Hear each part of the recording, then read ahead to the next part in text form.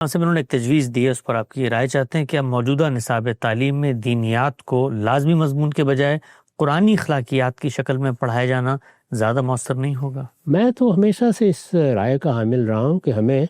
اپنے بچوں کو قرآن پڑھانا چاہیے،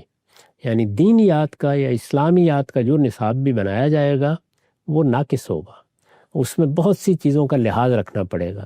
فرقے موجود ہیں، کون سی بات کرنی ہے کون سی بات نہیں کرنی۔ اللہ کی کتاب پر کوئی اختلاف نہیں ہے، یعنی کوئی آدمی بھی یہ نہیں کہتا کہ ہم اللہ کی کتاب کو نہیں مانتے، اہل تشیع ہوں، اہل تسنن ہوں، بریلوی ہوں، دیوبندی ہوں، اہل حدیث ہوں، کسی بھی نقطہ نظر کے حاملین ہوں، اگر وہ اپنے آپ کو مسلمان کہتے ہیں تو وہ مانتے ہیں کہ اللہ کی کتاب ہے، تو اللہ کی کتاب پر ہر ایک کا اتفاق ہے۔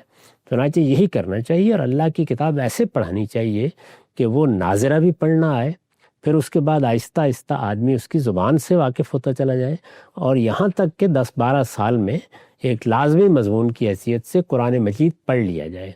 قرآن مجید کو اس طریقے سے بچوں کی تعلیم کا حصہ بننا چاہیے، بس یہ کافی ہے۔ باقی رہ گئے مختلف نقطہ نظر کیا ہیں، قرآن مجید سے دین کس طریقے سے سمجھا گیا ہے، اس نوعیت کی جتنی چیزیں ہیں اس میں کچھ ابتدائی معلومات والدین سے ہو جاتی ہیں، جب وہ قرآن پڑھیں گے تو ضروری چیزیں وہاں وہ یاد بھی کر لیں گے۔ باقی جہاں تک علماء فضلاء سے استفادے کا تعلق ہے، اس کی کتابیں موجود ہوتی ہیں، ان کا تعارف آہستہ آہستہ ہوگا، وہ ان سے واقف ہو جائیں گے۔ میں نے تو جہاں بعض مضامین لکھے ہیں نظام تعلیم پر، وہاں اسی چیز کی طرف توجہ دلائی ہے کہ اصل میں قرآن مجید کو ہمارے نصاب میں بطور ایک مضمون کے ہونا چاہیے، اور اس میں قرآن مجید کے پڑھنے سے لے کر اس کو سمجھنے تک کے سب مراحل کے بارے میں ہمیں متنبع ہو کر ایک پورا نظام تجویز کرنا چاہیے۔